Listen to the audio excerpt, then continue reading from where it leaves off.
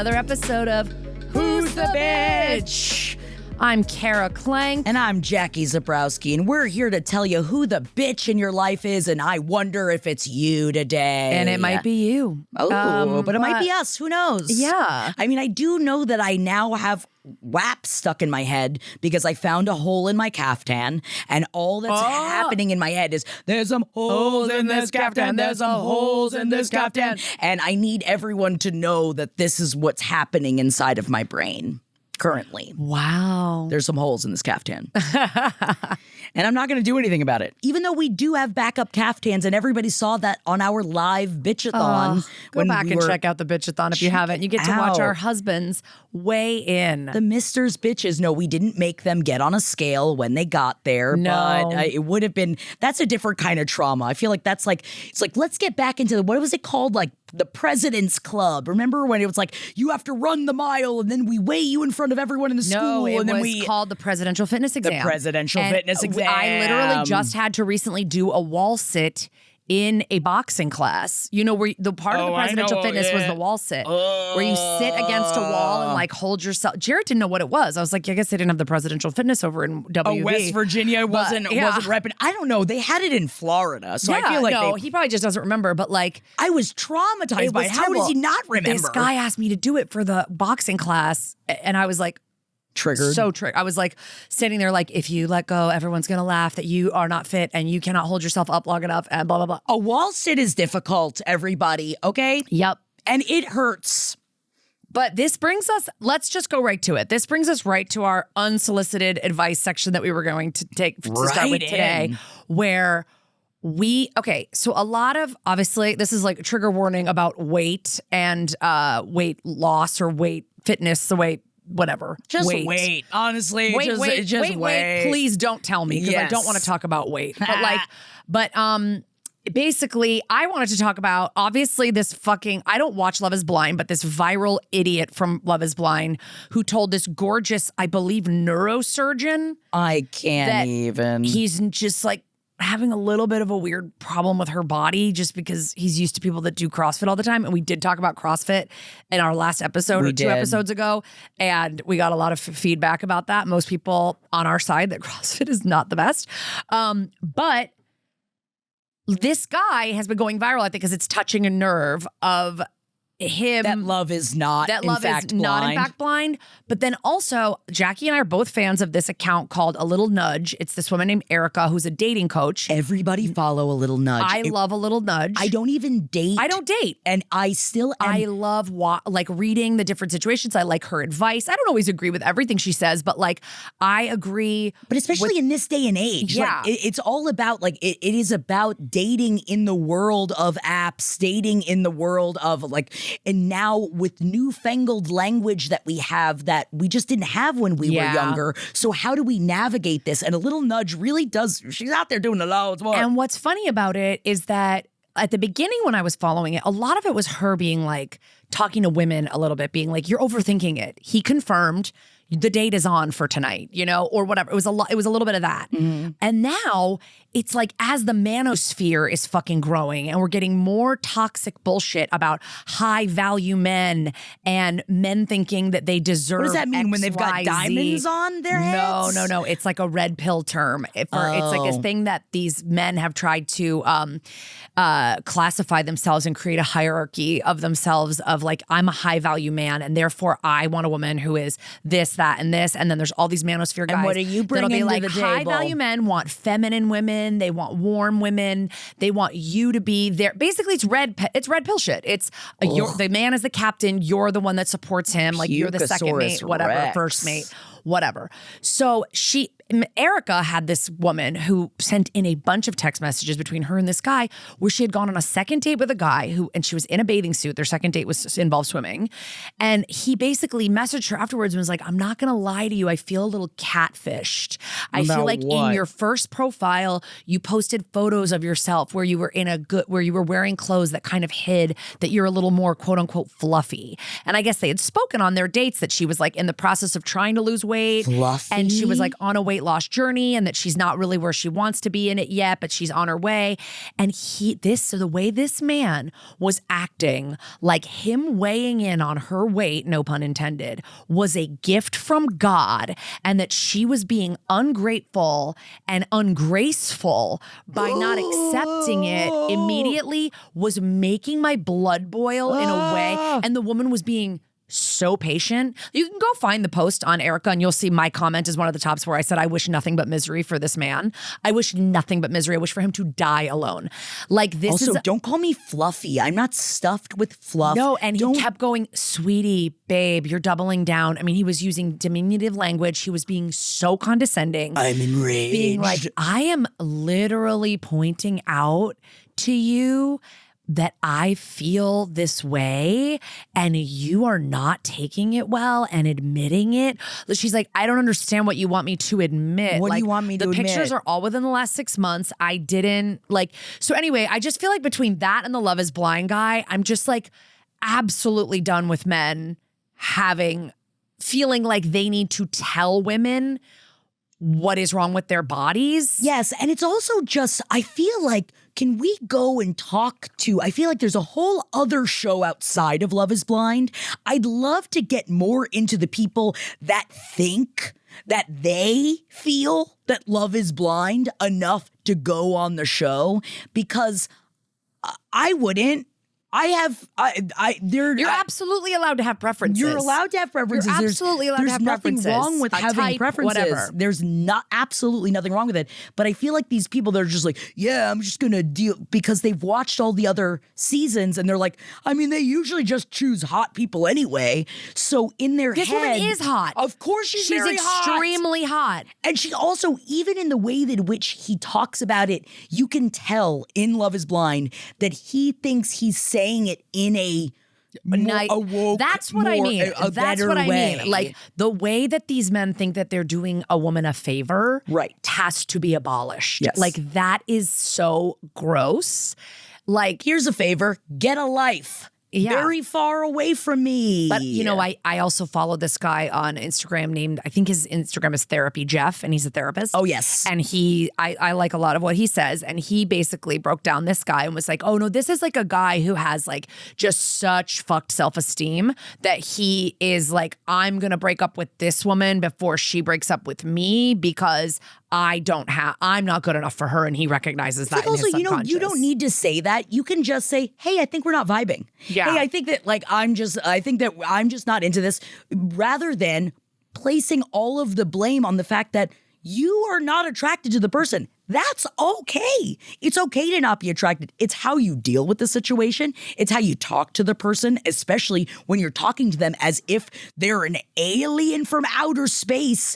And even then, I'd love it if you had a little bit more grace in talking to someone. But also, like, explore that about yourself. Explore that about yourself. Like, you were in a pod where you fell in love with this girl. I didn't watch any of that because I don't watch that show anymore. I have given but I know up how Love it is works. Blind. I watched the first season. This is coming. I've watched the first, I think, 6 seasons, but this is coming from a person that actively will watch every episode of MILF Manor they give me. And I won't even watch Love is Blind. Well, but you fell in love with this person, quote unquote, via their personality. You get out, they're beautiful, which I know is subjective, but she's a beautiful woman. Yeah. And successful. Like, she's a doctor. She helps people.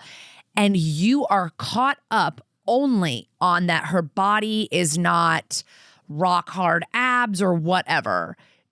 Interrogate that within yourself. What's going on with you? Think about it for a second. Because I married somebody who was not like physically the type of anybody I'd ever really hooked up with before, but women, I think, honestly, go more after personality and feeling than they do off of physical.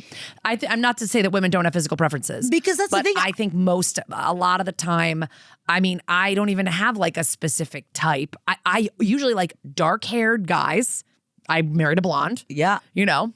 I think that I've always really said, like, I like people. Yeah. I like human beings. Yeah. And that is what my sexuality is. Yeah. I like people. I like all different, all across the board. And that is completely okay. But even I know that I love such a spectrum of human beings that exist, and I wouldn't put myself under that kind of duress and that stress of having to go through the whole system of having to find someone and then under cameras. Yeah, but this guy's stupid. And you're he's just talking a piece about a of level shit. of self-awareness that the people That that he try just to go doesn't on Love have. is Blind don't have. And- like, I think he thought, oh, I'm going to get with some like hot little blonde, I'll be famous or whatever, and whether it works out or not, who cares? I'll be on TV. But then this is going hand in hand with so much of the body conversation. We're watching it change. Oh, We're yeah, watching like loss of, the body positivity movement. There's a lot, and not that I'm saying that it is gone. It is just that it has been severely hit by what is going on with our zeitgeist right now. Yeah. And people have been talking about bodies so poorly for such a long time. And I was reading an article where Danielle Fishel, Topanga from Boy Meets World, she does a podcast called Pod Meets World that's, talking about with Ryder Strong, and they're, talking about the Boy Meets World days. And I specifically remember the multiple storylines that there were about Topanga getting fat, and straight up just being like, oh, she must be pregnant. Oh, she's got to be pregnant because she can't fit. In fact, there's a whole like back and forth interchange between her and Will Friedle, and they call each other fat in the conversation, and Will is like saying it as in a way that's like, yeah, but I'm fat and love it. Like, just be fat and love it kind of thing. But there was no need to do that to Danielle Fishel, who was mid-size at best. But if anything, they even made her put sleeves on her wedding dress when she got married to Corey on Boy Meets World because her upper arms were too big to be shown on television. Excuse me? I mean, I want to say that's like the 90s, and that like is not that weird because that's like, I just watched the America's Next Top Model doc. Like, that's what it was. Why do you think we're all so fucked up? I know. Why do you think? And I it's know. like, I remember specifically talking about my upper arms and wishing I had my upper arms looking a specific kind of way. And I know I've brought this up on here before because I talked with Jeff about it, and I was like, what do you think about my arms? What do you think about my upper arms? And he looked at me and he was just like, I love you. I don't think about your upper arms. I've never thought about your upper arms for a second. And he's like, and I'm not trying to make this he's like, but it is interesting how much, and we talk about it often where it comes to the male gaze versus the female gaze. And Jeff has been hitting the gym real hard, and he's getting real big, and he's getting real swole. And I was like, you do realize that that's really for the male gaze more so, at least in our home, than the female. I mean, don't get me wrong. I love that my husband's getting big. I love it. But I'm down for him to be whatever he wants to be. Yeah. I just support any choice that he's making in his life that's a positive choice for him. But that's also to show the men how big he likes that. And then I watch so many men comment on how big he is. Yeah. All the time. They bring it up in positive ways. But then we're now having this whole conversation about not perceiving women's bodies, not talking about women's bodies. There is like a balance of trying to like reach out to someone that you think might need to get some help, or there is a balance of looking at Jeff knowing that he's putting this time in for positive reasons, and this is and so you want to celebrate what he's done for his body. Sorry, I guess I don't even know where I'm going with this. It's fascinating to watch as our culture changes and how we talk about bodies. And we know that what we were raised with wasn't it. Yeah. And that wasn't the right way to go about it. But we haven't really found it necessarily yet either. It's so touchy, and every relationship is different. Every conversation about people's bodies, everybody has a different relationship with their own body. Yeah. And it's just navigating this. I'm happy that there's more sensitivity about the navigation of talking about weight. Yeah. But then at what point that you get shamed when you say, I think Kelly Osbourne probably needs to get, I hope she's getting help. I think she is. But yeah, it's like, exactly. It's like, I am just as guilty of it sometimes too. I'll be like, wow, look at that. She looks sick. But then it's like, why? But then I'm angry I think it's just like, I don't like the feigned concern. I don't like when it's feigned concern. Sure. When it's a And man bless trying your to, hearts. Oh, yes. a man trying to be like, I'm just trying to talk to you about your health and fitness because I like my you. dick's not getting hard. And I want you to get, like, it's like you never asked me if I have any health problems. You didn't ask if I have any weight-related health. Like, you know what I mean? Like, you're not my doctor. And then for these, I don't know. To me, it's just like more toxic manosphere bullshit where we're trying to. Men are not lonely enough. I'm sorry. The male loneliness epidemic. Up the male loneliness You guys deserve to be a little bit more lonely. You haven't hit a rock bottom quite yet. Separate them even further. I like that this is where the conversation went to. Yeah, like when I read this man on this little nudge post, I was just like, everybody go read it. I mean, it's from like it'll be just like a couple notes back, and it's really, I'll try to like share it on the Who's the Bitch Instagram. It's always funny when you find someone that you're like, oh, did you just learn the phrase gaslighting? And so now you're using it. He was accusing her of gaslighting him as he was gaslighting her into being like, I don't know why you're not taking this like in the spirit in which it's intended. And then she's like, he was fully gaslighting her while accusing her of gaslighting him. I wanted to kill someone. But we didn't. And that's why we bring it to the podcast for us all to get angry collectively. And isn't there beauty in collective anger? I think a lot of us are experiencing it in many, many ways in our current reality. So, we got to put it somewhere. Yeah. We gotta. And we don't want to put it on our families.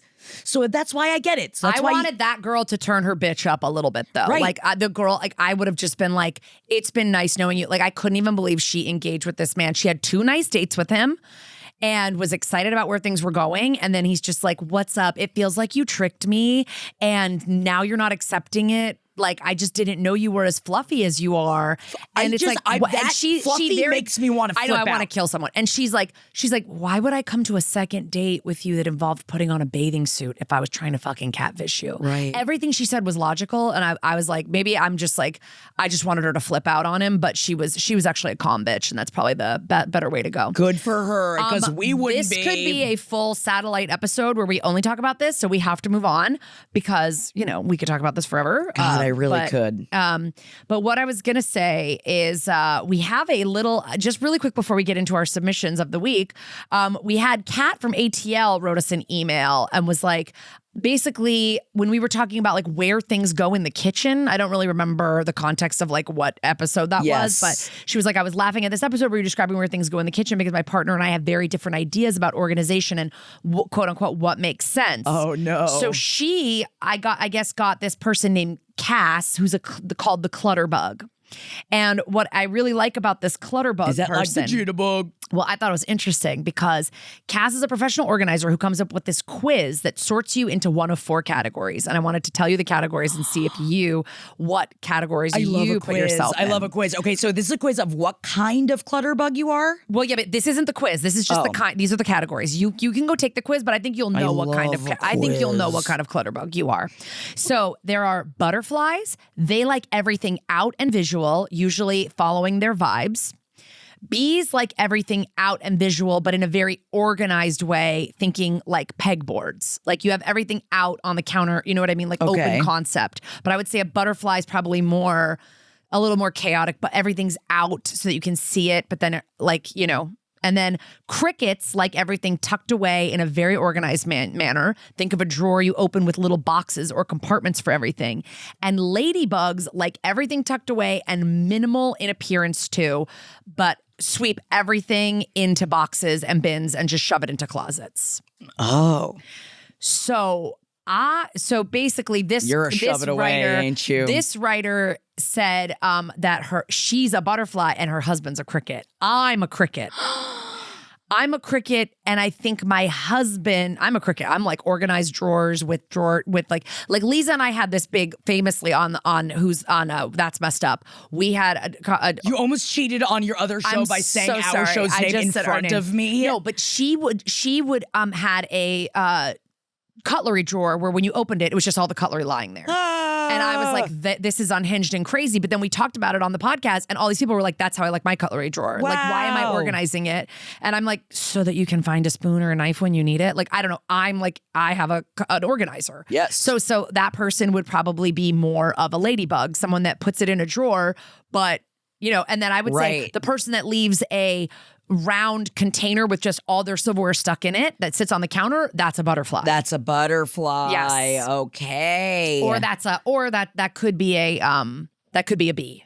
Because it is kind of organized, but it's on the table. I think me and Jeff, I think we're a butterfly married to a bee. I believe that. So I think that's why we work together. Because everything is sort of out and visual, everything out is in the out. open. I mean, obviously, you've seen my home. I'm a bit of a maximalist. True. Everything is out. I'm a bit of a maximalist, but my husband requires more organization than I require. So he's the one with the label maker. He's the one coming in and trying to put stuff. Bee. He's the bee. So he likes having it out, but he puts everything, he likes it in the places it needs to be in.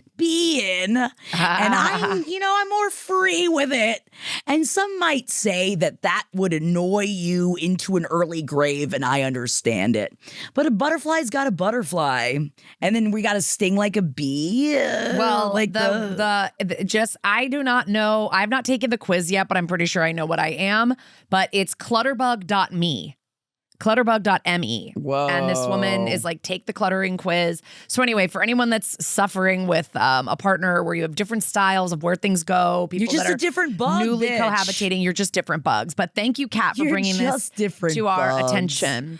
You don't need a divorce. You just need a different bug. Yeah. Well, what Kat wrote was, instead of it being him versus me, it's butterflies versus crickets. I love that. And it kind of takes you out. Like it gives you a little bit of a buffer rather than it being so personal. Yeah. And she said, like, my husband cooks most of the meals, so the kitchen can be cricket. The kitchen can be his area. Exactly. But I, like, in my office, like, want things to be like this or whatever. Oh my obviously. God, you're so right, because my office versus Jeff's workroom, he walks different. into my office and he's just like, there's just, and I'm like, yeah. Especially with all the costumes, man, he wants to get into my costumes and organize everything so desperately. The closest I let him get was I let him put up all of my wigs onto a wall so that I have a big wig wall of all of the wigs so I can see them all. Yeah. And that was as close as because I was like, you don't want to look in the costumes, baby. Don't get started. You gonna be upset if you start looking in the costumes, baby. But that's okay, you know? But I wanted to sort of introduce this I love clutterbug that. thing because I think it's cute. But thank you, Kat. So, Jackie, why don't you read our first email of today's episode? Let's do it. Hi, ladies. As always, starting with the compliments. Oh, you're too sweet. I love the both of you so much, and y'all's voices are a welcome sound to my bitchy ears. Thank you. Oh my God, from my bitchy lips to your bitchy ears. Thank you. Here is the low stakes sitch. I am in a book club with my sister-in-law and her friends. Oh, I do book club with my sister-in-law too. Okay, it's a way for me to spend time with her, bond, and be social as I live hours away, but I'll visit once a month for our book club meeting. My sister-in-law and her friends typically read romance, romantasy, and spicy books, but I don't. I'm a horror and lit fit girly. I don't have any issue with people reading smut, but I'm on the asexual spectrum, so I really hone in on plot and writing, and unfortunately, these books suck. I'll suggest romance picks as well, but with less spice, so I'm not subjecting them to the possibility of reading one of my fucked up books. I'm in charge of picking the books. They all send me their picks for the month, and I use a random wheel to pick what we read. And I could rig it in my favor, but I know that'd be a super bitchy move. The question at hand: am I a bitch for almost always shitting on our book club picks at our meetings? My sister-in-law doesn't care and finds it kind of funny, and I still have a good time at our meetings, but is it me? Am I the bitch? Because I can definitely see the other girls thinking I'm a book snob. Love you, ladies. Merlin. I mean, yeah. I Listen, think you're the bitch. No, I don't know. You don't think they are I the don't think bitch? they're the bitch. What? I myself have been in book clubs where I don't like the books picked. Yes. And it just keeps happening week after week. And for me, it makes me I find it very hard to get myself to read. My time is precious. I don't like reading books I don't like. And like, I'm just doing it so I can get to book club. And then once I get to book club, I'm just going to shit on the book. So like, you're being a little bit of a bitch shitting on the book if it's in a funny way. But I think also the method that your book club works in is the bitch to me. Because what I think you should do, and this is just me telling you what I think you should do. I was in a book club where, first of all, you can do ranked choice. We've done that before, where one person, every week, one person picked 3 books. They sent out a blurb, the title and the blurb to everybody, and then you ranked them 1, 2, and 3, what your preference was, right? I love that. And then it was basically like, that was a ranked choice thing we did. You can also just do every month, somebody picks a book. And then it's like, even though you have to slog through maybe 3 or 4 sexual books that you don't like, you get your month where they get to read. And then you're exposing them to something, maybe not a horror. You don't want to traumatize them, but like you said, there are horror romances. Yeah, like a romance. You look at a Phantasma. Like there are definite, especially, come talk to me. You want to talk like the monster fucker world of romance that also has a lot of horror elements in it. It is there. And I do feel that if you wanted to look more in that realm, you definitely could. But you're so right, Kara. I feel that there needs to be a person in charge of choosing the book every month. And even if it changes every other month, just make the rotation. Just make it a rotation. Because then I knew that when it was my turn in this book club, I could at least pick something that I'd really been wanting to read. Right. But I also, though, Kara, here's the thing. You would be very funny in a book club where you didn't like the book that you were reading. So I feel like that's why also my question to Merlin is, do you feel like genuinely, your sister-in-law likes it? Do you think the other girls, friends like it? I could see it getting boring after a while. And then it's like the same kind of thing where you're like, oh, you don't like the sex. Okay, well then why are you reading? Like I feel like at some point, but also though, I'm mostly saying this as someone that works in romantasy, and I do know that romantasy is also specifically, it's a vulnerable world. And I think that sometimes depending on who you're getting together to talk about it with, if someone's yucking on your yum, it does sometimes kind of like bat you back down where you don't want to talk about it as much anymore, because then you're like, oh, well, this person's just going to they don't like it and they're just going to make fun of me. So I'm not going to be as excited about it. And that's when I feel like then you're turning a corner of bitchery that then it's not fun. Then it's taking some of the fun away. So it's like, if it is like you're still reading it and you're still giving it at least the benefit of the doubt of like, these are the parts I don't like, but some of it is still fun, because there is some well-written romantasy out there. Believe me, I understand. There is a lot of not well-written romantasy as well. I understand. Yeah, it's like I had to go on a podcast once about Hallmark movies, and I thought we were going to just shit on the Hallmark movies. And when I got on it, the girls truly love these Hallmark movies. And I was like, oh, sorry, you thought the acting was good? And I had to kind of make my jokes, but pivot a little bit from what I thought was just going to be like a roast, you know? Right. So I'm just saying, I think they might like it. Your sister-in-law might be fine with it, but after a while, I bet it's going to get old. And you're probably also going to get wow, this is the 6th book I've read this year that has a fairy fucking someone and I don't care or whatever. Right. And so... And also, it's a waste of your time if you're only reading books that you don't like the books that are being read, too. Because I feel like at some point, I'd just be like, well, then I'm either going to roll and I'll listen to you guys talk about the book and I'll just hang out. But I think also it's like any book club, you shouldn't just be reading the same genre all the time. Right. Be like, hey, this is a cool thriller I read about. You guys want to read it? Unless it's a romantasy book club. And if it's a romantasy book club, then I guess you are in a romantasy book club. But I still think there's a way that you should change the methodology of choosing the book so that you get a choice every once in a while and you don't actually have to rig it, although rigging it is exactly what I would do if I was if I was on romantasy book 5, I'd be like, okay, we're just picking one of mine now. This is enough. You just have to have something else. But you know, I think that, changing the methodology of how you guys choose the books, and then also maybe you trying to read the room and figure out exactly how much, if people are not liking you, dumping straight up on their book. And and again. But I knew this would be a good one for you. You were in the romantasy world. I thought maybe Jackie will give you a couple of. It is very funny, though, because there are many of my friends that I get you, Merlin, because as someone that loves romantasy, and I think I've brought this up before, but none of my friends like romantasy outside of Nat. Like, no, I have no one to talk to about it. No. And then a friend of mine picked up Morning Glory Milking Farm, which I love, but it's not a literary, like it's not, it's not Grapes of Wrath. And she immediately was just like, I told you everything in romantasy is shit and it's all poorly written. I was like, you can't read a half of a novella and then come to me and say all romantasy is not well written. Give me a fucking break. What's some romantasy that you think is well written? It depends on what you're into. Yeah. It really, because the world of romantasy is so But like vast. my sister-in-law reads romantasy and likes it, and I think watches you guys, and I never would have expected it from her. And she loves it. She reads a lot of different things, though. Yes. So I don't think it's weird for you to try to want to push your book club a little bit into like expanding genres. To try something new, for sure. Yeah.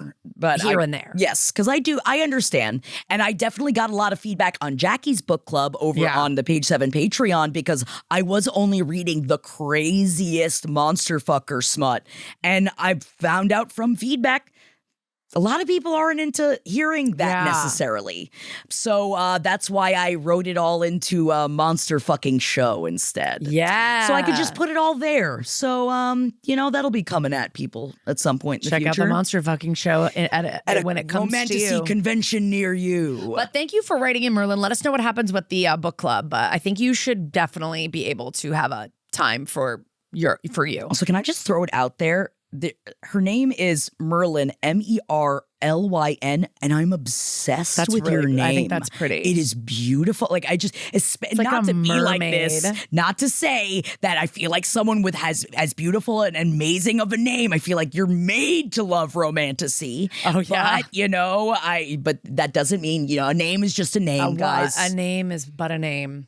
Okay, let's bring up our next submission. This is a voicemail. Thank you for calling. Who's the bitch? Tell us in the voicemail who's the bitch. Beep. Hi, Kara, Jackie. This is Emily, longtime listener, first-time caller. Hi, Emily. I love you ladies and all the wonderful things you put out into the world. Keep doing what you're doing, because I look forward to your gorgeous voices each and every week. Thank you. Anyways, I do have a pretty low-stakes bitchuation here. And I apologize if I sound a little cruddy. I am coming off of being sick, which plays right into our bitchuation.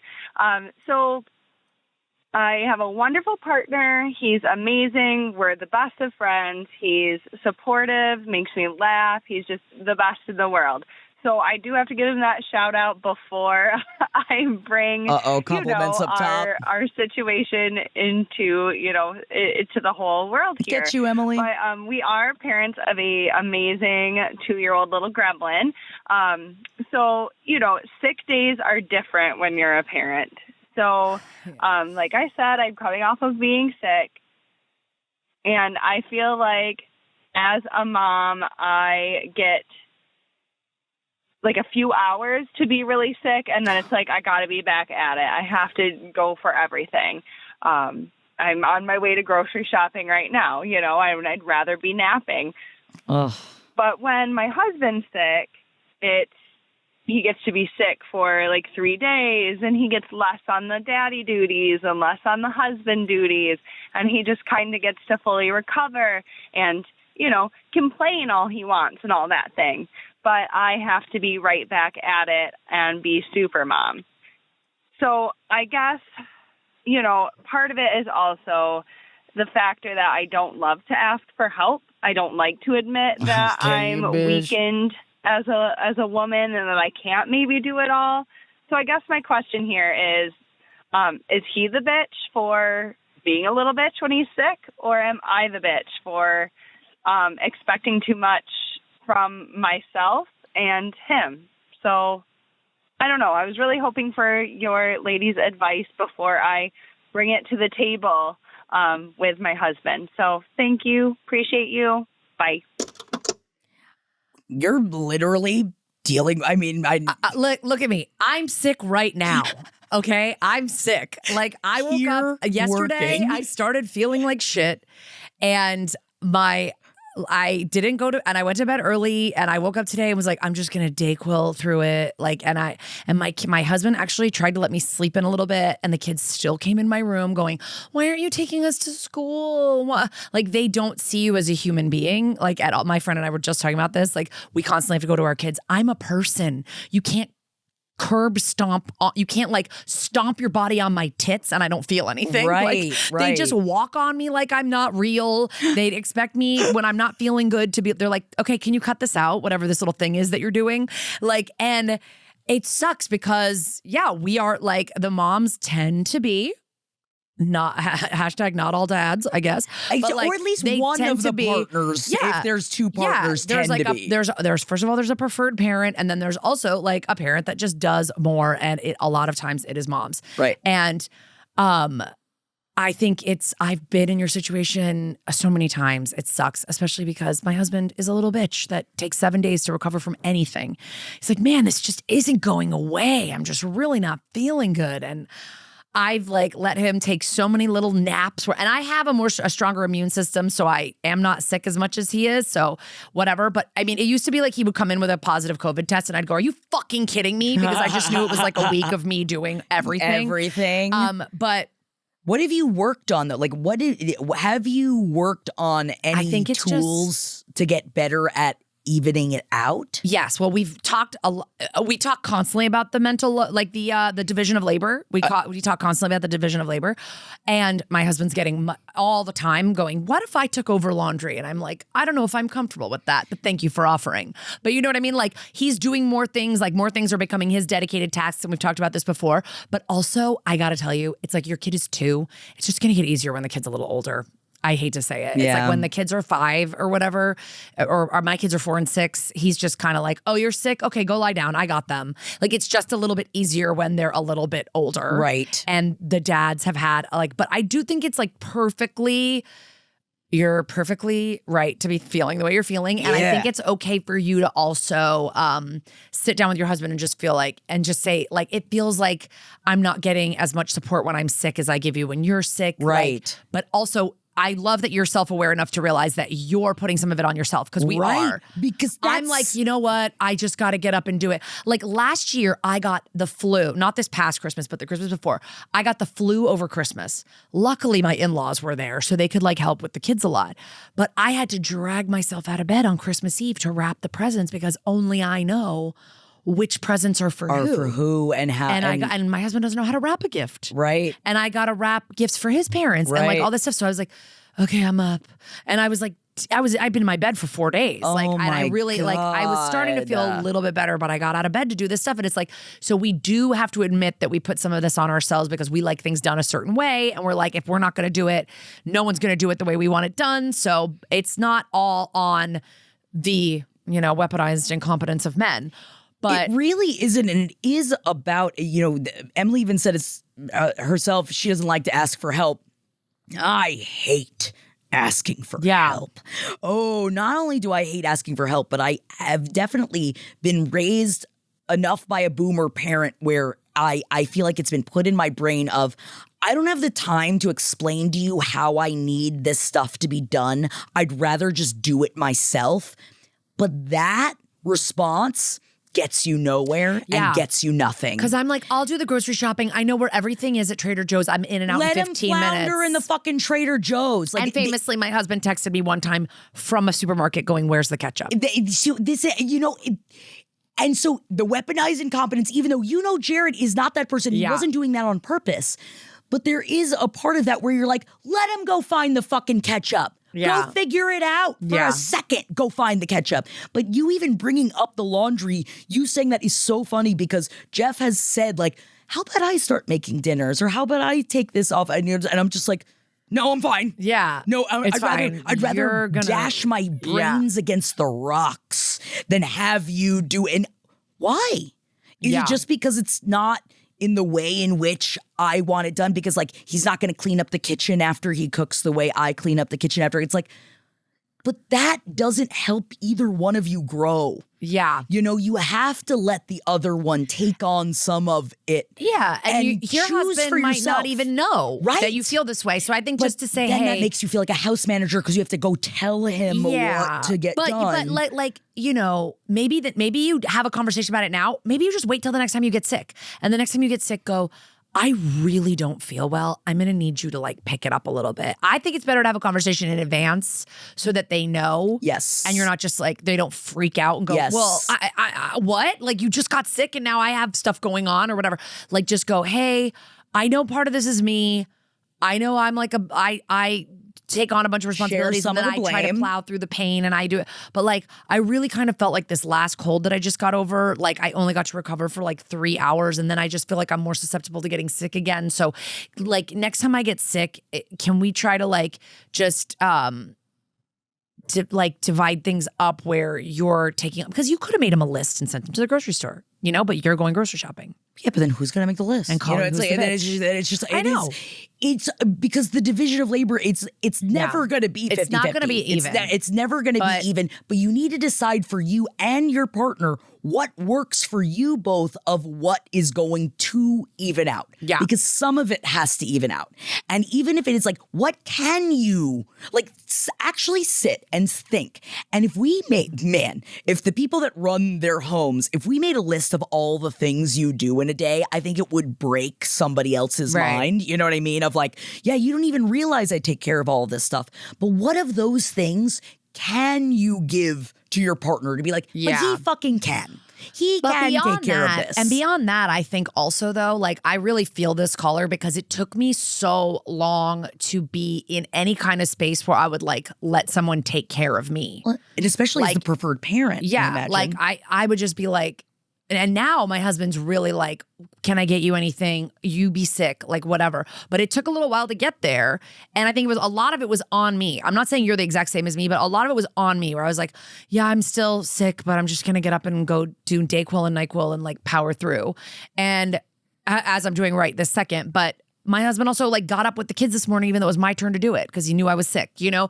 So it's like, I think just allowing yourself to be like, it's okay for me to have a moment of weakness. I'm a human being. Yes. With a body that can have peaks and valleys. Yes. And I'm in a valley right now. And I got to let people take care of me. And that's okay. And that doesn't mean you're weak. No. Because that took me a really long time to get to that. Good for you. So. You're right. And also asking for help is not weak. Actually, it makes you stronger. You're a stronger person. Delegation is the key to success. And we need to remember that asking people for help is not a weakness. It is just showing that you know yourself and know what you are able and capable of getting done, and that you know you need help. And that is strong. Yeah. Thank you for writing in. Let us know if you talk to your husband and how it goes and how he takes it. And I just want every hardworking mom to be able to have like 3 days in bed recovering from a cold, watching Only Murders in the Building or whatever you watch when you're that. I only watch that show when I'm recovering from a sickness. Aww. I'll just like binge it. It's like comforting to me. That's so cute. Okay, so next email. Hi, Kara and Jackie. I wandered over from That's Messed Up and I love hearing your perspectives about, well, everything. Welcome. I have a low stakes bitchuation about dating. And by the way, a lot of you are calling your bitchuations low stakes when they are not, just so you know. But I feel like it is sometimes in a way of minimizing yourself, and we don't want that either. Yeah. This person Maximize says, it. I have a low stakes situation about dating. I am divorced. It's a good thing. So I'm dating for the first time in my adult life. After many lackluster dates, hookups, and ghostings, I matched with a guy I really like. Yay. We met for the first time and things went great. But I learned that he smokes cigarettes. He says he's trying to quit, but that could just be a line. My mom died from lung cancer because of smoking, so I am really not interested in being around it on the regular. I can see long-term potential with this guy, though. Am I a bitch for being put off by this? I am totally willing to accept the title of bitch if that's what you queens decide. Thanks, M. No, sorry. Not a bitch sorry, at all. You're not a bitch at all. Not a bitch in the slightest. Like, that's not even just like, I don't like the smell, I don't like the taste. Like, that's like something that personally affects you in your life. Like, you Very lost your much mom so. to this cancer and that's like triggering for you. And I think, I mean, I've been in your spot only in the sense that when Jared and I met each other, I had quit smoking, but he smoked. And so I kind of started dabbling a little bit more back into smoking. And then we were dating for a year, broke up. And in the time that we broke up, I completely quit smoking. And when we got back together, he was still smoking. And I said, we can get back together, but the smoking has to stop. So it was a little bit different because it wasn't a brand new relationship. It was like a reconciliation, but I was like, the smoking has to stop. And he did stop. I mean, there's so many ways to stop smoking now that I think it's like, I just think that's a deal breaker. I really do. Like, I think it's a deal breaker if you're sober and alcohol triggers you, you can't be with somebody who loves to drink. I mean, it's like that was a huge issue when Jeff and I first started dating. But a lot of sober people are like, no, I don't mind my partner. My husband doesn't drink anymore. He doesn't mind me drinking. Right. You know, but if it does. But also it depends on when Jeff and I first started dating, I was still getting drunk almost every day to the point of being blacked out. And that is where it's like only into a couple weeks of us dating that he was like, he immediately called and was just like, I have no problem with you drinking, and that is not what my issue is here. It's the excess. You drink it. He's like, and he said, and only after a couple weeks, he said, I will not be with a partner that is going to choose to do that with their life. Yeah. I'm not going to watch you drink yourself to death. I'm not going to stand by and support you living a life like this. And if that's the life you want to lead, I am not going to get in your way. But he's like, I can't go any further until you know that this is something I will never put up with. Yeah. And I haven't been blackout drunk a day since. Yeah. Like it was something that it was, and it wasn't just because of that. It was everything, you know, so much of my life. And there was, and you even said, you know, person that wrote in that the person said that they were thinking about quitting and you don't know if it's just a line. I would say going to them and being honest. Jeff's honesty, if I had been in a different part of my life, would not have landed well. And I would have been like, bye, then okay. But how long had you been dating when he said that to you? That's what I want to know. Weeks. Okay. And so it was very new. And he had listened to me for a long time and knew that I was fairly a degenerate alcoholic. Yeah. So I would love for this person, if you both are thinking that there is a future in this, of genuinely sitting with this guy and being like, straight up, long term, and like not like, I'm trying not to jump the gun here, but I just need you to know that is something that's like a true deal breaker for me. In me telling you that, how do you feel about it? Yeah. I'm not asking you to stop. You're not telling them they have to stop. You're not giving them an ultimatum, because Jeff didn't either. Yeah. It was just that I don't want that for my life. And him taking that accountability for it, it didn't make me feel like it was like pointing at me you. It was in a way that I was like, oh. Yeah. Okay. Well, that's why I was like kind of thinking that this person should probably go on like maybe a few more dates. Like I think it might be a little bit tough to just like kind of throw that down to someone after the first date, because they've only met one time. The problem is the smell can be such an ick. I know. That's the thing for kissing, for making it. But I think you could meet one or two more times, like see if it comes up organically. And then if it doesn't, like just to make sure that things are really going, you know, because just end it without saying anything. No, literally, because smoking is so specific. Like, it's such a specific addiction. Like when I read, and as someone who is addicted to smoking for many years, I read. God, and I loved it. I loved smoking cigarettes. And you know, it's coming back, and I'm worried because it's back. It's all around. Everyone's like getting rid of vaping, and everyone's smoking cigs again. But like. The way I quit was I read The Easy Way to Quit Smoking by Alan Carr. Easy Way to Quit Smoking by Alan Carr. And I love that book, and I tell everybody about it. Might not work for you, but he talks in that book about how a truly addicted smoker will leave their spouse over smoking. Like they will choose smoking over everything. It's like an addiction. So basically, when I feel like when a relationship is so in its infancy, And he's like, oh, but I just met this woman. So if I really want to smoke, I don't want him to just like break up with, like just break it off because he doesn't want to sneak around and he doesn't really want it to be told what to do and whatever. Right. That's what I'm saying. Like maybe I would give it a few more dates of like trying to grow a little bit closer and then say, I really see this going somewhere. Like, cause maybe he doesn't, Right. but hopefully he does. And a few more dates and then say, listen, I really see this going somewhere.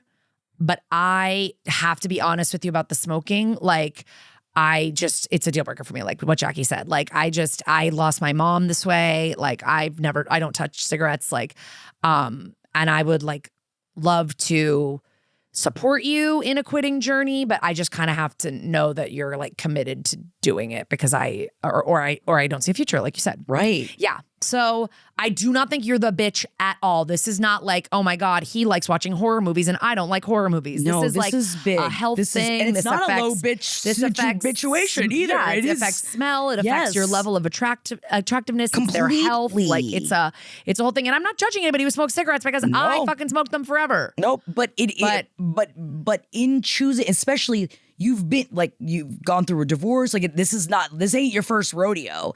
And the best part about getting to know yourself as you get older and then entering the dating world again is you know yourself better and you know what you're willing to put up with and what you and also what you're willing to talk about, even if it's uncomfortable, in ways that you wouldn't have when you were younger. And you've got this. You know that you feel this way, there is nothing wrong with doing it. And we hope that you get out there and you support yourself, because in this, it's showing that you're choosing you in the dating field. And I think that especially with everything you're going through right now, you need to choose you. Yeah. Because we got to be sticking up for, our own boundaries, our own icks, our own red flags, and not just letting them go by the wayside because you're like, oh, well, I'm trying to get back into the dating world, or it's hard out here, because it's hard out there. It is. Because it's hard. Don't like settle and don't do something not for something that's like gonna that. make you. Yeah. Cause that's really like, yeah, smoking. I get it. But also as someone that quit smoking, and my husband will have a cig every once in a while because I've had a cig with your husband. And it's, but it was hard because it was something we had to talk about. But at the same time, I didn't have as much of an ick about the smell of cigarettes because I loved smoking so much. Yeah. That I'm like, oh, you smell like cigarettes. Yeah, but it's like, but like before you kiss and stuff, doesn't he brush his teeth? Yes. Like, it's like, it's just a lot. And I remember, trust me, I used to carry around hair perfume. Oh, yeah. To get it out of my hair. And I constantly chewed gum. I mean, it's like this habit that you have that you also have to like cover it up as soon as you do it. Yep. And you're never covering it up. And if it means that much to him, then he'll find a partner who smokes cigarettes. Exactly. And that's not you. And that's okay. And that's fine too. Let us know what happens. I really want to know if this like turns into something and that he's willing to quit. But I mean, at this point, it's like there's Chantix, there's the gum, there's books, there's hypnotism, there's all these things you can do to quit. Again, Kara and I both used Alan Carr's The Easy Way to Quit Smoking separately in our lives. And I never thought I was going to quit smoking. I never thought I could. Yeah. I quit for 5 years the first time I read it. And then I got sucked back in and I read it again and I quit again. That's the thing, guys. He tells you not to give away your copy because you might need it again. Because you might need it again. 5 years, I got roped into smoking at my bachelorette party. All right, roped. Yeah, they really twisted my arm. Yeah, I bet. All right, let's listen to our next voicemail. Okay. Thank you for calling. Who's the bitch? Tell us in the voicemail who's the bitch. Beep. Hi, ladies. Long-time listener of the podcast.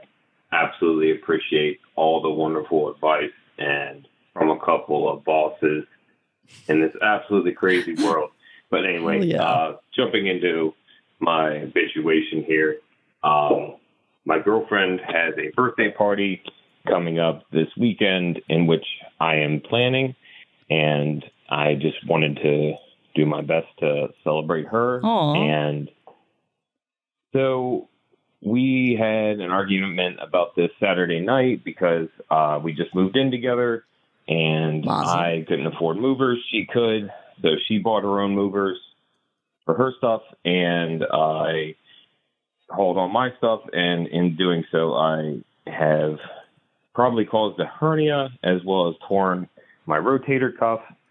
And her dog's also stepped on my nuts, and that's been hurting for over a week and swollen. So I set up an appointment to go get checked out and everything, but it's going to be the same day as her birthday because I was going to take off to get everything ready for the party. And there was a large argument because an asshole for scheduling my appointments on the same day as her birthday. And if anything is serious, like I'll have to go to the hospital or ER, and then her birthday is canceled. And she was quite upset about that. But the actual bitch situation comes the next day. We go to an all-day volleyball tournament that she assistant coaches, and she's talking about her birthday, and then her head coach eyes me down and like slyly goes, "You get her birthday present yet? Ha ha ha." And she looks at me like really smug, like, "You better answer." And so I kind of side smile and say, "Well, I'm actually throwing her a really big birthday party. I'm sorry if you didn't get invited," because they didn't. And I guess I need to know, like, am I the bitch for saying something? Or I don't know, because I feel like I'm becoming more and more this way. There is a physical aspect that is definitely missing from my current relationship with the person that I live with, my partner. Certainly would be nice to be intimate this year so far, which hasn't, but, you know, that's could be why my balls were such an easy target for her dog. But, you know, we talk about this daily. We talk about this weekly per incident. We have been together for 16 months. We've been using a couples therapy app for over a year. So we have as many discussions as possible. But, like, I don't know. Am I the bitch for still holding on to this, even though there's basically no connection at all? Even though we just moved in together? Or is this just the single BITCHuation? It doesn't, I can't make sense of it, but it seems like this is happening more and more frequently, and I feel like without any physical aspect or connection, like I can't even put two thoughts together. Let me know what you think. Hope to hear from you. Thank you, ladies, so much for everything. Thank you for the LPN network, for everything. You guys have absolutely been a godsend. I appreciate you so much. Okay, Well, so we this got one to the is meat of that situation, yeah, huh? This was like a right turn call where it's like, okay, we're talking about the birthday party logistics, and then we're talking about a coworker saying something maybe kind of snotty to you and you responding. But what we're really getting at is that you and your partner don't have intimacy. You don't feel like there's a connection, but you guys just moved in together. So it feels like you are a little bit at a breaking point right now. I have to say a couple of things that jumped out to me were that you guys have been together for 16 months, which is a year and 4 months, but you've been on a therapy app together for over a year. So the majority of your relationship, you guys have been on a therapy app together. That's like a little bit just jumping out at me, like, which I guess I'm pro therapy in every way, but why did you get on the app? Like, what was it that started? Which, again, there's no shame in being in couples therapy. I think that honestly, in the same way I feel that everyone can benefit from their own personal therapy, I do feel that every relationship could benefit from couples therapy. But we all know that is not something that is usually covered, and it's usually something that's very expensive. But so early in the relationship, again, no judgments if this is what you choose for your relationship. What puts you into the couples therapy? I want to know what you guys, because you said that you guys talk about the lack of intimacy. You said you talked about it many, many times. And so I'm assuming that the lack of intimacy is something that's also discussed in the couples therapy app. But what's coming of that? So I want to know what's coming of that. What has changed since you guys started with the therapy app? And why did you still choose to move in together? Yeah, that's my question, because a year is a big fight or flight kind of, there's like the 7-year itch that they talk about. Right. But there's also the 1 year. That's when my husband and I broke up. Like 1 year is like a lot of times people are like, it's been a year. Are you my person? Or am I going to keep finding out? Or is this really not what I thought it was? And it feels like around the 1 year mark, you guys were like, let's move in together. Right. And I don't know if you thought maybe that moving in together would repair the Help intimacy the intimacy? thing, but or was that something that was intimated in the couples therapy? Like, that's why I have so many questions, because it did seem like originally it seems like your girlfriend was upset because you brought up the party in front of the coach that wasn't invited to the party. And it also seems like the coach, I can't tell if he said that the coach like looked him up and down and was like, are you getting her a birthday present? Meaning like, are you going to have sex with her? Or was that it? Or no, I think it just meant like getting her. I thought it was just getting her a present, like judging him, being like, but did you even get her a present yet? But like he that didn't kind even of thing. say that I'm actually throwing her a big party. I'm sorry, you're not invited. He didn't even say she got mad about that. So I don't really. I'm assuming she got mad about that. Yes, she got mad about that, but it's like. But also, it sounds like you guys in the like you're tearing your rotator cuff, the dog stepping on your ball. It seems like all of that moving process was not a good experience for you guys, especially you brought up the fact that she could afford movers and the fact that you couldn't. Is there also a amount of money disparity that's happening between the two of you? Is there was moving in together a financial decision that was something that maybe wasn't the best emotional decision to make, but better? Because I've also been there before. I've certainly moved in with someone that I should not have moved in with because I needed to save money. And that fucked me hard in the long run, but we've all been there. Yeah. I think a lot of us have done things like this before, especially nothing's getting any cheaper out there.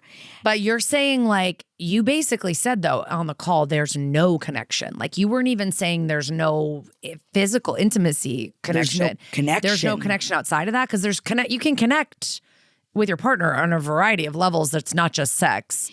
But if you're saying that there's really not a connection at all, like you're fighting, because if it was just the first thing that you brought up, I would agree with you. I think your girlfriend's being a little bit of it's my birthday kind of person. Especially when you're getting a medical appointment. Yeah, you're got a medical appointment when you can get one, and you get it when you can get it. Let's be honest, you're probably not going straight from the doctor to the ER with for this. You could probably still make it to the birthday party. I don't know. I don't think even the fact that you tore your rotator. I think that speaks volumes. You tore your rotator cuff. You're both upset going through all of this moving, and all she could think about was my birthday party. What about my birthday party? That, I think, should say to the caller a lot about where your partner's head is, and that doesn't seem like really thinking about what you're going through. And it seems that you have a lot of opinions about everything that's going on.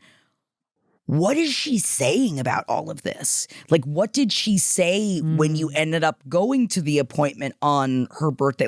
Did it end up being a huge fight? Because I don't think we have enough information to be you shouldn't live with this person, because we all know that's a huge financial thing to just upend and change. Yeah. Especially, you just said you couldn't get the movers to move in, so which means you don't have the money to just float another security deposit to go somewhere else. So... And a lot of people find themselves in situations like that. So now what? So what do we do now? Because it feels like it's just a stressful time. You moved in together. Yes. You moved in together. You're already having a little bit of an intimacy issue. You moved in together, and then it's her birthday that you're throwing her a big party for. It's a lot. a lot. That's a lot of stuff going on at one time. So I feel that depending on how she takes the whole birthday situation, have you said all of this in one go? I know that this is crazy and this is probably not the case, but I do wonder, I feel like the person that called in was finding it as they were talking, saying that it is about the intimacy. It's about everything else. It's about that. I wonder, have you explored this any further? And are you in therapy and are you talking about it with someone? Because I feel like... Because you guys are on a therapy app. I don't really know what that means. Right. It's just asking you questions, but you're not actually talking to another person. Right. I think talking to another person could be great because I do think like living together opens up a whole nother chapter. Like it does open up another level of connection. Like now you're living together, you're sharing space. If both people want to connect. And I think you should say like, I don't want this chapter that we're starting on to be starting off as rocky as it's been starting off. Like it feels like you are like annoyed about my injuries and then like I'm annoyed that we're not having intimacy, but I don't know the ins and outs of why you're not having intimacy. Because it sounds like from this perspective, it sounds like your partner has checked out. Like from what we're getting, like at least from what I feel, it sounds like your partner is not wanting to be intimate. I'm assuming if you've been talking about it for this long and nothing and it's obviously is being important to you. It's right. Obviously you're saying you can't put two thoughts together without having sex once in a while or having intimacy. Honestly, as I'm a horny boy myself, there are definitely times when I have blue balls and I'm just like I get you. Like really, I cartoonishly get daffy if I haven't been laid in enough times. But I just want to know so much more. Yeah. Well, I mean, I wanted to play this one because I thought it was just so interesting how it started off so different than where it ended. But I do think we need a little bit of more information. So if you feel comfortable, give us a call back and give us some more info because I don't think you should like run out on the living together situation, especially because like literally I don't think you can, your body is not prepared to move your things physically out of your home again. No, you can't do it physically. But I think that also it's like take a step back and realize that this is like a bit of a stressful time. Try to figure out what's going on with your body and all that. Take that one step at a time. Try to tell your partner, I know it's your birthday. I love you. I want to celebrate you, but I really do need to figure out what's going on with like if I have a hernia with my balls, my show, like I don't feel myself, like my body is not good right now. Which also, and then we tackle the birthday party. Exactly. And then I think also you guys need to just like have a real come to Jesus about like moving in together is usually a step towards we want to be together for a long time or forever. So it does not feel like that is kind of where you are right now, the caller, because you're just like not getting this physical intimacy. You're getting a partner that is putting their birthday over your physical health. Like, so I think we need to just. It is also, and I will say this in defense of I feel that a lot of media since the beginning of time has just screamed, oh, men are horn dogs and they just want to fuck. Yeah. And it's like, no, many human beings we were talking about this when Amber was on, require sex. And that's not only okay, it's completely healthy. And that is a part of being a human being. And I'm not saying all of them. Yeah. And so sometimes, you just don't line up with the person that you're in a relationship with. I just hope that the caller is not getting oh, of course you want that because you're just a man and you just want to fuck. Where no, it's like it's also about creating intimacy. No connection. You said there's almost no connection. But intimacy is obviously what maybe your love language is. Maybe that's like what you need. But you're not connecting in other ways because of that. Maybe in ways, and hopefully you could work with a therapist on this, of ways to add that back in is talking to each other about what intimacy could mean for you both. Yeah. That's not necessarily penetrative sex. Right. There is many things, but also caller, check in of what you genuinely would be like. I would be okay if we were like laying naked and just like making out and falling asleep next to each other. Like, and if that would help you, say that to your partner. Yeah. Or I really do like having sex like once a month or twice a month or something like that. Like that's sort of, but yeah, I think you guys have to be, if you're moving in with each other, you need to be at the comfortability level in your relationship that you can talk about these things. So please call back with a follow-up. We'd love to have some answers to our questions and give you more advice. Jackie, let's quickly get to our last one. Dear Kara and Jackie, also just want to say, Ella, thank you so much for your compliments. We have to get to the meat of your bitchuation, but thank you, and you're so freaking sweet. Thank you. We love you. Here's the bitchuation. I live with my boyfriend of 5 years and 3 of our friends, all men. I'm the only woman in the house, but I've never felt safer and more comfortable in a living space before. Congratulations. Besides the inherent messiness that you'd expect from a house with 4 men in their 30s, everyone is very considerate and willing to contribute to house chores/responsibilities. However, there is one issue that bothers me, and I might be the bitch for feeling so annoyed by it. I understand that these dudes pee standing up and lifting the toilet seat is a part of the whole PEMDAS bathroom formula for them, yet another reason I love being a woman. One man in the house does not put the seat down when he's done in the bathroom. That man is my boyfriend. For reference, I had 2 brothers growing up and lived with my dad before my parents divorced, and I lived with my stepfather for years as well. That makes my total male roommate count a grand total of 8. Every single man I've ever lived with puts the seat down after they're done peeing, excluding the occasional drunken overlook, except my boyfriend. I have asked him several times over the years to please put the seat down. He is apologetic and still never puts the seat down. It's only him, and I love him so much, and I just can't help but feel frustrated by this because he should be considerate of me as a roommate and a partner. So why is he the only one not thinking of me or his roommates that might not want to sit on a bare toilet when they're about to explode? Or am I the bitch for feeling entitled to a lowered toilet seat when I enter a bathroom?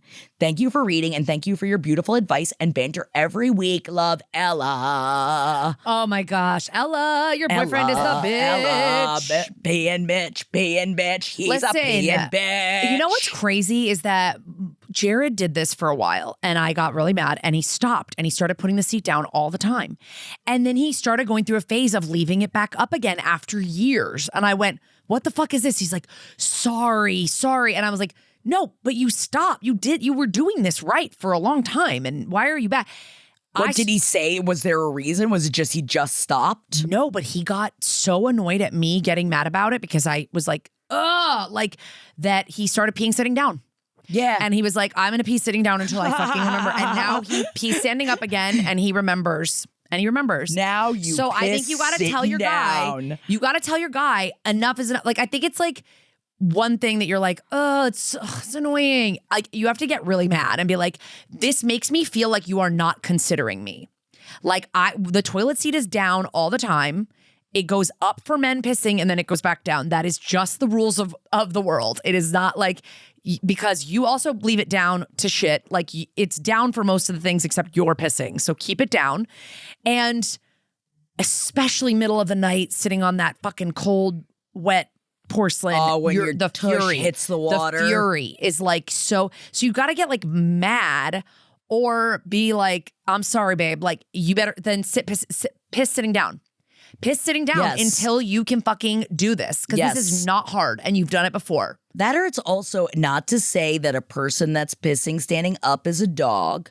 What I'm saying is that we need to sometimes train partners in certain ways. Yeah. And I do wonder, is there something that your partner wouldn't like to do every time he has not put down the toilet seat? Like, first thought at the gate was, then every time you're going to give me $50. Like, make it an amount of money that's annoying. Sex. Or while he's sitting there holding his dick in his hand, probably thinking about the next time he's going to have sex, be like, oh, fuck, if I don't put the seat down, she's not going to do it for me. It's literally just a gesture that says, I am not alone in this world. I share space with someone else. They need this thing to be down, and it's going to be down. Yes. That's it. But it's like, even if it's like, now there's going to be a piss jar, and every time you don't put it down, I'm going to take the money that you give me, and I'm going to put it in this jar, and then me and our other 3 roommates are going to go out to a really fancy dinner, and you're don't not invited. I just feel like there's something that you can do that every time you're like, and now that's a crisp hundo, son. Yeah. Fucking fork it over. I don't care if you don't have the money. And it's literally just putting it, like, I feel like there's something like that you could introduce, because it really is. You're right. It is not considerate, and it would also drive me crazy, especially because you've talked about it so many times. I'm a person, I genuinely don't care and never think about it. It has never phased my brain. I really don't care at all. I don't like the way it looks. I don't like walking by my And I bathroom with the understand. toilet seat up. I'm like, put it down. I'm trying to teach my son to put it down. I understand. And now he's like, my son does a thing where he just lifts it up enough that his penis can like fit. Like he just lifts it up like 3 inches That's and then just great. pees. And I'm like, put it all the way up All the and then way put up. it all the way Yeah, down. because you're Like, just going to piss on the top yeah, of it. But I just think it's like, to me, I don't like the thing. It's like, I just can't remember that. Yes, you can. Yes, you can. You can train yourself You to can. do anything. Yep. Especially if, again, you have to do something you don't want Yeah. to do every time you don't do Yeah. it. And I don't feel that that's like belittling a partner. I feel like everybody has something that like you have to, we all have done it. I've had to like train myself into doing my skincare routine every night. I don't want to Yeah. do it. I don't want to sit there and wait for the layers to do it. But I know that this is something that I should do over time. I was like doing a thing where I was unplugging my husband's computer in our office garage where we record, and plugging my own computer in. And then I would just unplug my computer and leave his unplugged. See? And he would come out and his computer would be dead. And I did it a Oh, bunch of man. times. And I went, I'm sorry, I keep forgetting. And he got really mad and was like, it's really annoying because I got to do something and now my computer is my dead. computer's dead. And he was like, and I just was like, oh, fuck, he's going to get mad. And now whenever I use it, I go, don't forget to put it back. He's going to get He's mad. going to get mad. And like, because I care about his feelings, you Right. know? You're right. Some people don't need to be trained in such a manner. Yeah, but I did it a bunch of times. That's the thing. Where I kept going, fuck, sorry, I forgot, sorry. And then I got it. Like, And you just got to find the thing that will make your partner start remembering it. Something has to, because it's like you don't want to end up that this just builds and builds and builds into something much bigger than it doesn't need to be. Especially when you're in a house with 4 men. Like, you don't need to have something stacking up. Especially when it's your boyfriend doing it. nope. Or, man, that bitch might have to start pissing sitting down. Do you think Jared still pisses sitting down? No. Really? I saw him the other day pissing standing up. Oh, okay, good for him. See, it can go back. It can be done. You can go back. See? He was just like so sick of me yelling at him that he was like, I'm just gonna piss sitting down. And then he I think was like, I would rather piss standing up again, and I'm gonna remember Yes. There you go. now that I got my privilege back. Yep, there you go. Okay. I mean, it is such a crazy thing. Also, it's like, why do men even have to put the seat up? Can't you just aim and not piss on the seat or wipe the seat off after you piss? Like if you get a droplet on it and you wipe it off, or is that unsanitary? Urine is supposed to be sterile, I thought. mean, right? Bear I don't Grylls know. drinks it. I Yeah. feel like If it's good enough for Bear Grylls. Yeah, I feel that you're right. If you're going to get it on the lip of the toilet, aren't you going to get the piss on the seat? But again, we don't have penises. Yeah. I can't speak for where your spray capabilities. I don't know. But we got to wrap this up on We this pissy do. note. We got to wrap it All up. right. Thank you so much to everybody who sent in a submission. Thank you to all of you who send in submissions. Thank we love you you. all so much. I wish we could read every single one I of know. them. I do go through every single one of them and I enjoy reading them. She does. But who'sthebitch.com is how to get at us via voicemail, via email, via DM on our oh my god, via DM Cheating on us our again. who's the bitch LPN is our Instagram. So it you really can works DM out us. that you're a cricket and I'm a butterfly, especially when it comes to like going through all of the submissions and everything. This really works out well Yeah. for us. So just saying, all my butterflies out there, I guess get yourself a cricket if you Yeah. can make it work. But until Or a then, bee. You and Jeff are good bees. me and my bee is Good doing bee and a pretty bee and a good. butterfly. You guys are pollinator pals. Yeah, is that what we're calling it? We That gotta was get out of here. literally the name of my kid's camp session was Oh, pollinator that's pals. not sexy. Sorry. Anyway, we love you guys. Who'sthebitch.com. We'll see you next week. Tell a friend. Leave us a review. I don't know. Whatever. Yes, and come watch our fully videoed episodes Yes. over on youtube.com/@who'sthebee. Come get at us. Look at our beautiful We're in faces. a gorgeous indoor lanai. And there's a hole in my captain. There's a hole in my captain.